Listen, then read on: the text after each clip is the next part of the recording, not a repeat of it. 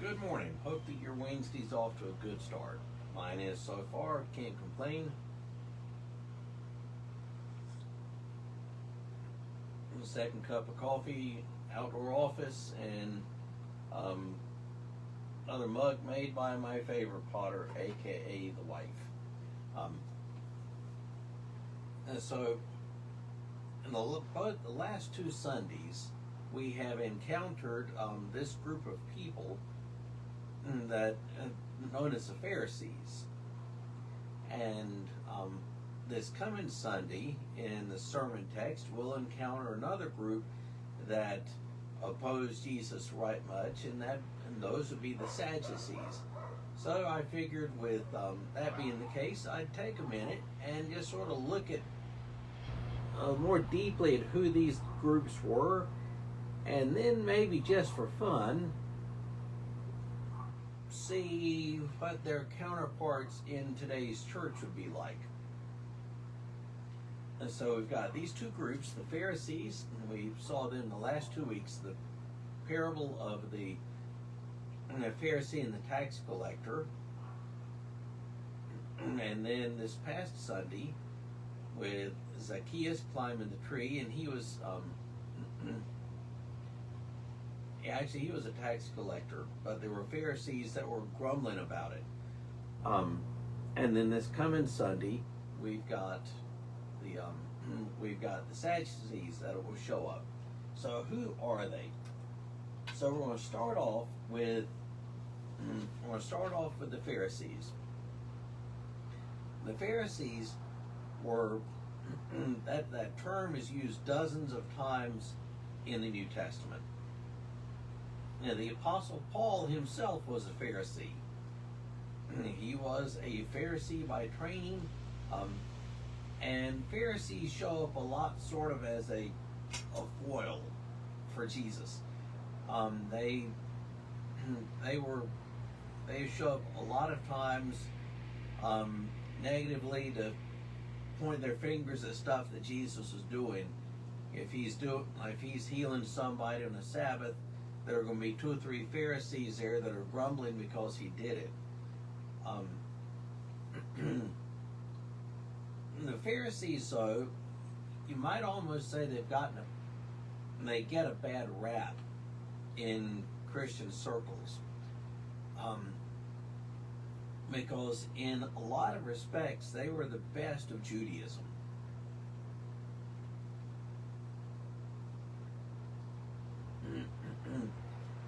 So let's taking a deeper look at who these Pharisees were and what they believed.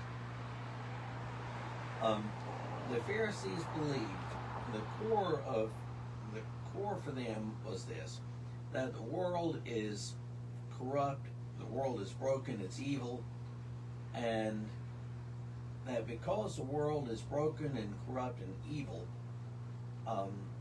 they have to try as much as they can to be faithful in the midst of a broken and evil world. They've got to find some way to live righteous lives in a broken world. How are we going to distinguish ourselves as good, faithful Hebrews in this world which is totally corrupt and rotten?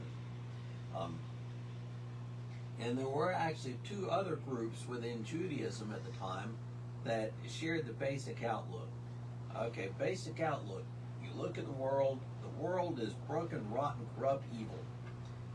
And so what do you do about that? For the Pharisees, you try to live within the world, but not be of the world. You try to live within the world, but as you are living in it, not to be corrupted by it. The Essenes and the Zealots, the 2 other groups that basically viewed the world as being broken, rotten, corrupt, and evil,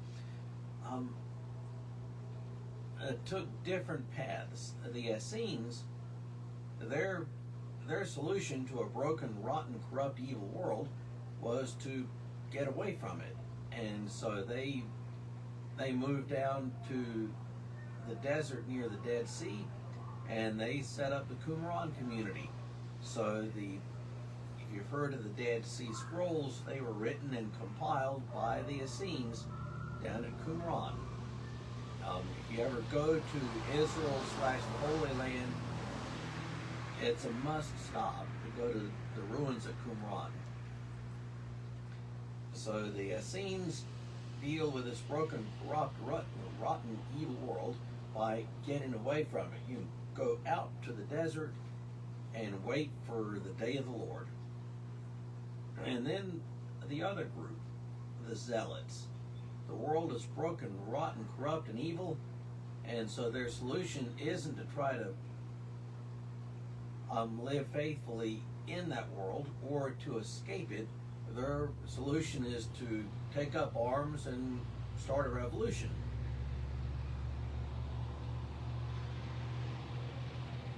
Which they did, at least twice to my knowledge. So in the late 60s, they started a revolution to overthrow Rome. Didn't go well. They did it again, and I think in like 135 AD, that didn't go well. But for the Zealots, the solution is we're gonna take our swords and go kill them. So, for the Pharisees, they study their scriptures, aka our Old Testaments, faithfully. They study their scriptures faithfully.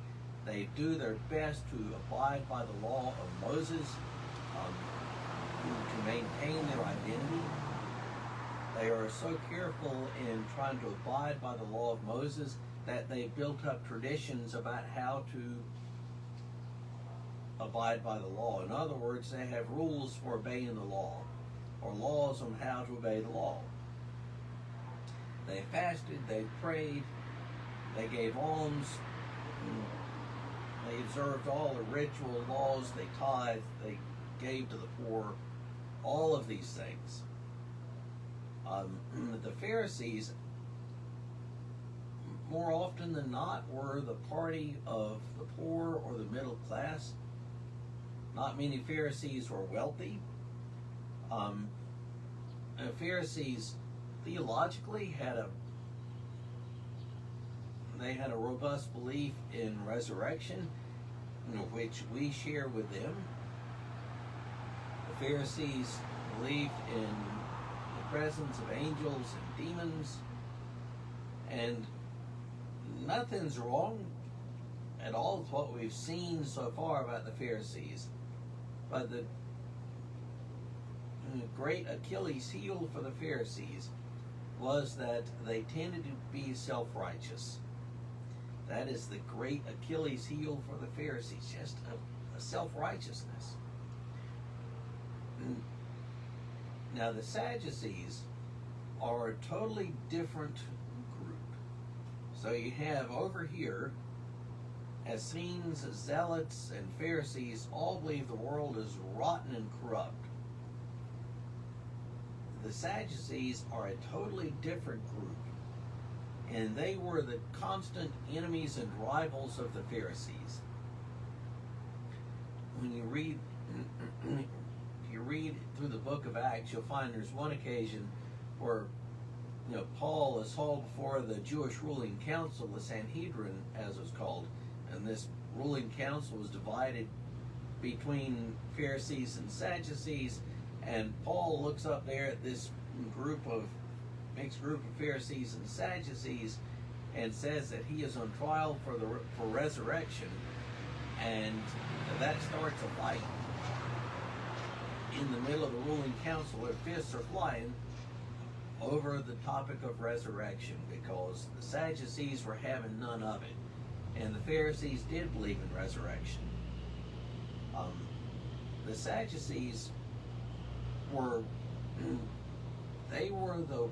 the party of collaboration, of accommodation. The Sadducees were going to blend in and accommodate to whatever society was doing, whether the ruling authority was Greek and Hellenistic culture or whether it is Roman society. The Sadducees are the party that is going to try to blend in to accommodate the culture. They, more often than not, were very wealthy. The Sadducees were the party of the temple, and so if you think about it, they stand the most to lose by holding out against a prevailing pagan culture. They are doing quite well and are quite wealthy, and by being obstinate and sticking out against society and culture, they stand the most to lose. Theologically, they are an interesting lot. The Sadducees only accepted as scripture the first 5 books, the books of Moses: Genesis, Exodus, Leviticus, Numbers, and Deuteronomy. They only accepted the Pentateuch, the Torah. They didn't follow all of the laws and traditions of the Pharisees. The Pharisees were meticulous about following the law as contained in those first 5 books, and had developed all sorts of very detailed traditions and rules about how to follow the law. And the Sadducees didn't buy into any of that. Sadducees did not believe in angels or demons. They didn't have any real notion of life after death. Hence the old thing that they are Sadducees, sad you see, because they don't believe in eternal life, resurrection. So, just for giggles, what do these two groups look like in American churches?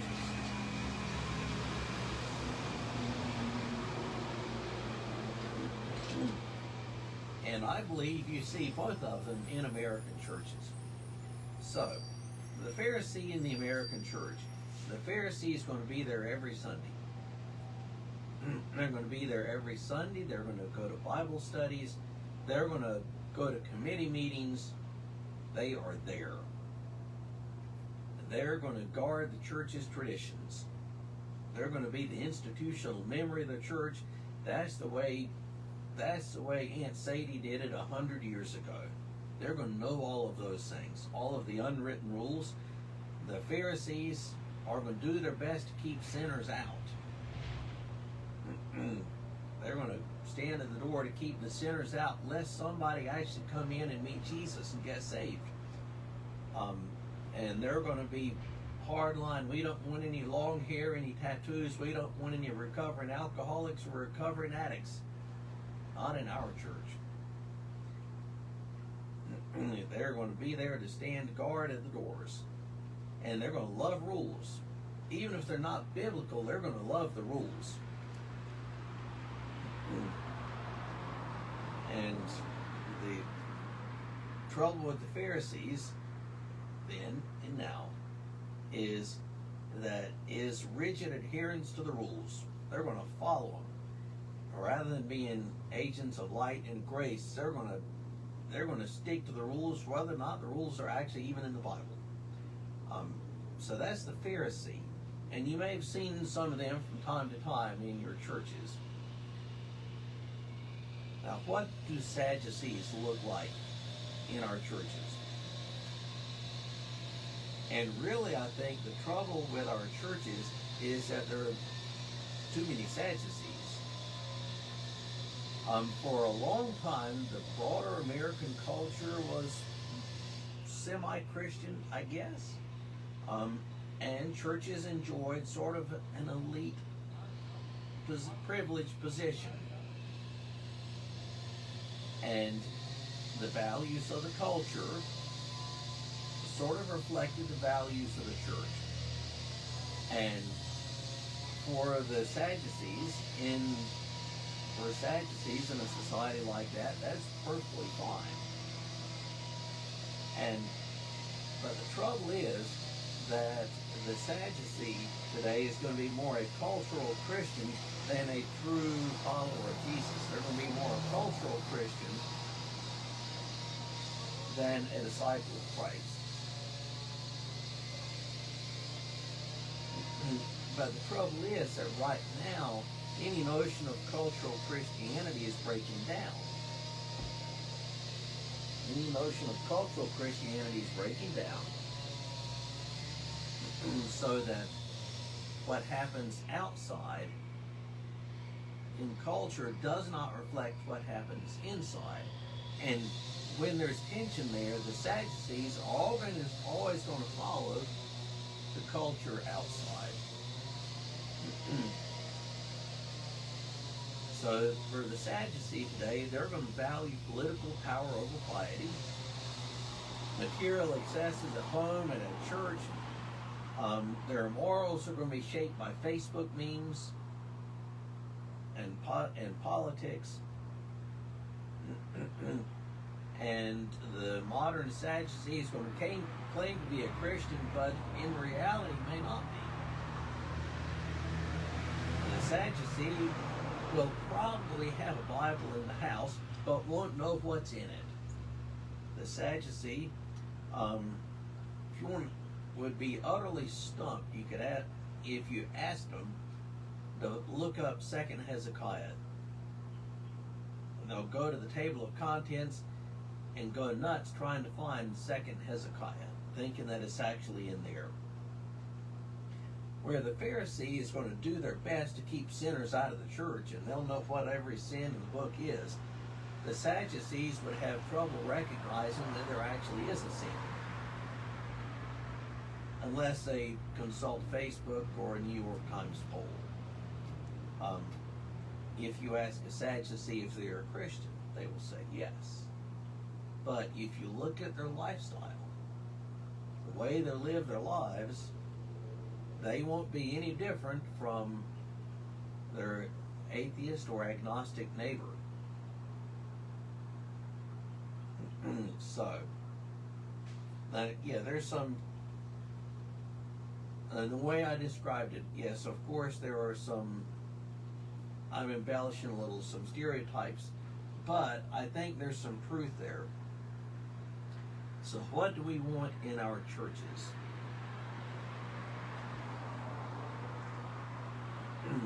We want in our churches people who will be like the Pharisees, and people who will pray and fast and tithe and study their scriptures faithfully, who will give to the poor, but who will do it not out of a duty to obey the law, but who will do these things simply out of love and gratitude.